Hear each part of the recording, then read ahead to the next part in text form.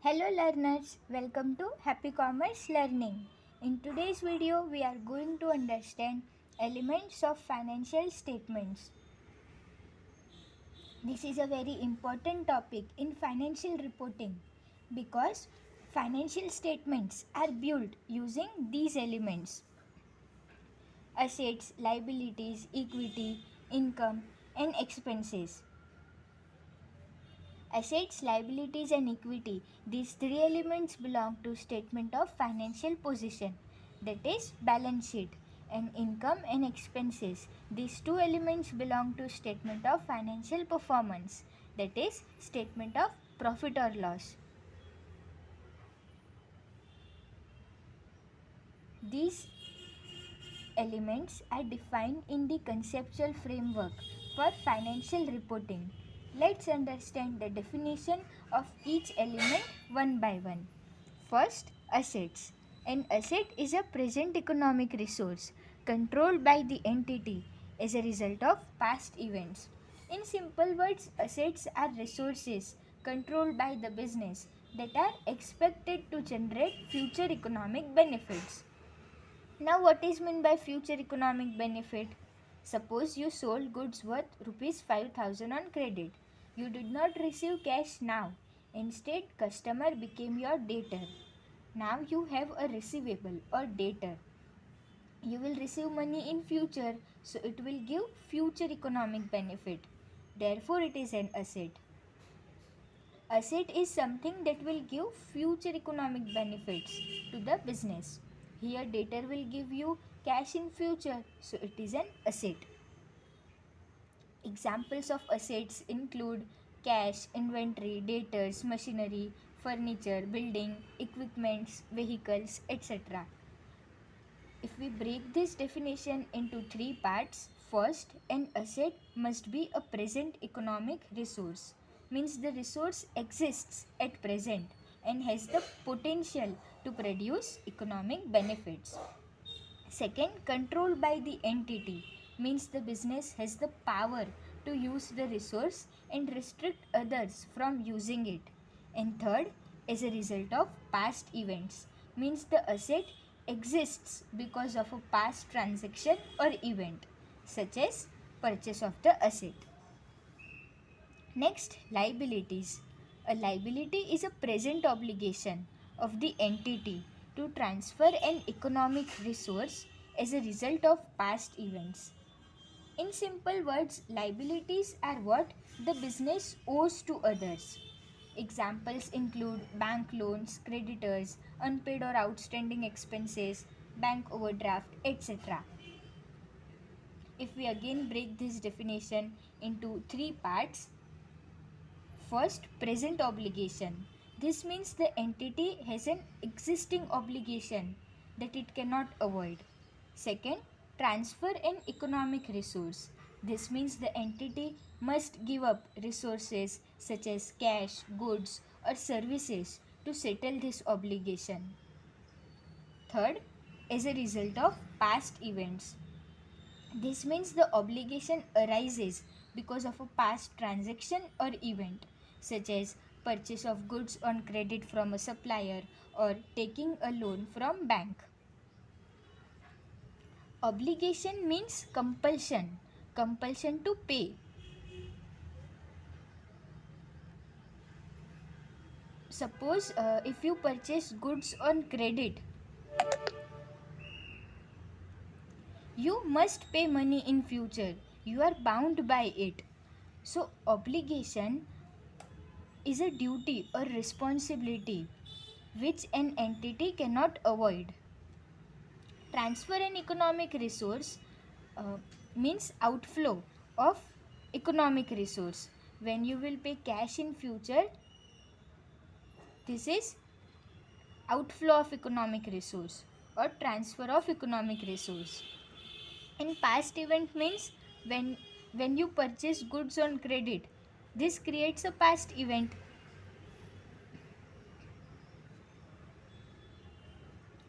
Next, equity. Equity is the residual interest in the assets of the entity after deducting all its liabilities. In simple words, equity is the amount left over after deducting liabilities from assets. Equity represents the owner's claim in the business. Equity is the owner's residual interest. Now, what is meant by residual interest? Let's understand this with an example. Our mother cooks food and she serves food to everyone in the family first. To us, to our father, to our grandparents, and whatever is left, she eats at the end. Equity is just like a mother. So, residual interest is what is left over after deducting liabilities from assets. See, equity is equals to assets minus liabilities. When you will deduct liabilities from assets, you will get equity. For example, total assets are $60,000 and total liabilities are $35,000. So assets minus liabilities, $60,000 minus $35,000. You will get your equity $25,000. Now let's move to income. Income is increases in assets or decreases in liabilities that result in increases in equity other than contributions from holders of equity claims. In simple words, income is what the business earns during the period. Examples include money earned from selling goods or services, interest income, commission received, etc.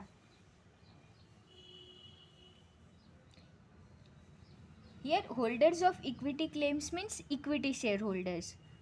Always remember that income increases equity. Now you might have this doubt, how does income increases equity? See, if income increases, profit increases. Income increases profit. This profit is transferred to retained earnings at year end. So if profit increases, retained earnings increase, and this retained earnings is part of equity. So if retained earnings increase, equity increases. See, income increases, profit increases. This profit is transferred to retained earnings at year end. So if profit increases, retained earnings increase, and retained earnings is part of equity. So if retained earnings increase, equity increases. So income means increases in assets or decreases in liabilities, which will result in increase in equity, but not because owner invested money. Always remember, owner's investment into the business is not income, it is called capital. So here equity increases, but not because owner added money, not because owner invested money. For example, you sold goods worth rupees 15,000 on credit. Now customer is your debtor, so your asset increases. So this will result in increase in equity. Another example, suppose you have to pay 20,000 rupees to a supplier. This 20,000 rupees is your liability. The supplier tells you that if you pay before the due date, you will get a cash discount of rupees 2,000. So instead of paying 20,000 rupees, you now pay only 18,000 rupees. Here your liability was 20,000, but you settled it before the due date by paying only 18,000 rupees. This means your liability decreased by 2,000 rupees. This decrease in liability represents income, and this will result in increase in equity. But remember, not because owner invested money. Equity increases, but not because owner invested money.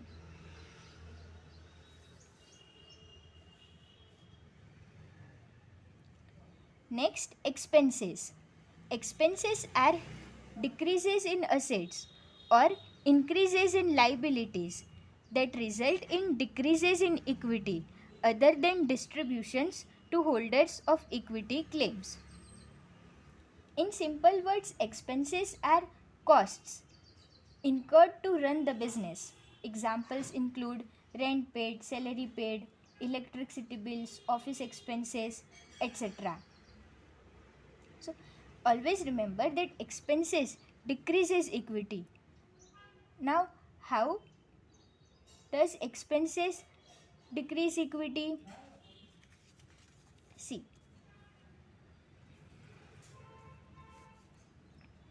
if expenses increase, profit decreases.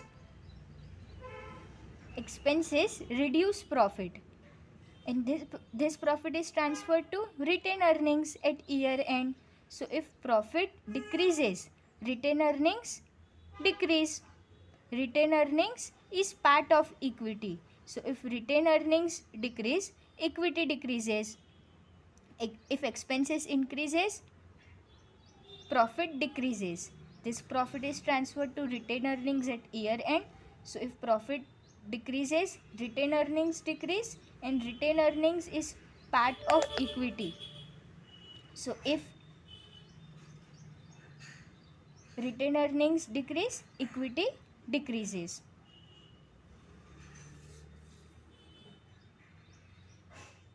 See, expenses decreases in assets or increases in liabilities.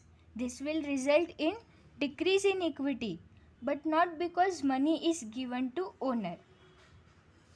Okay, when a company pays dividend to shareholders, it is not an expense, rather it is a distribution of profit. So here equity decreases, but not because dividend is paid to shareholders, not because money is given to owner. For example, paid salary rupees 10,000. Now here cash goes out, so asset decreases.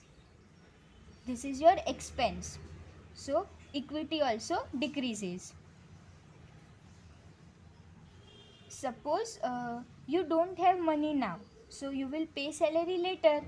This is an example of unpaid salary, outstanding salary, or salary payable. This creates a liability, so liability increases, and because of this equity decreases, but not because money is given to owner.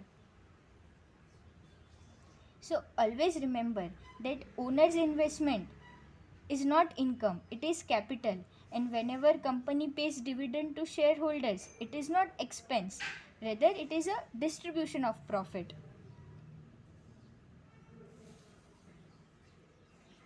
Income and expenses are opposite of each other because income increases profit, and this result in increases in equity, and expenses decreases profit, and this will result in decrease in equity.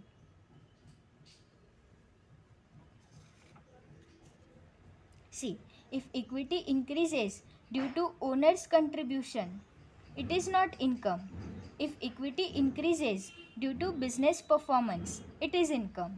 If equity decreases due to payment of dividend, it is not an expense.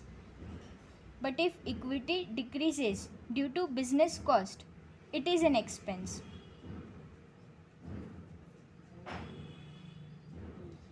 Thank you for watching. If you have any doubts or didn't understand any element, please let me know in the comments. Thank you.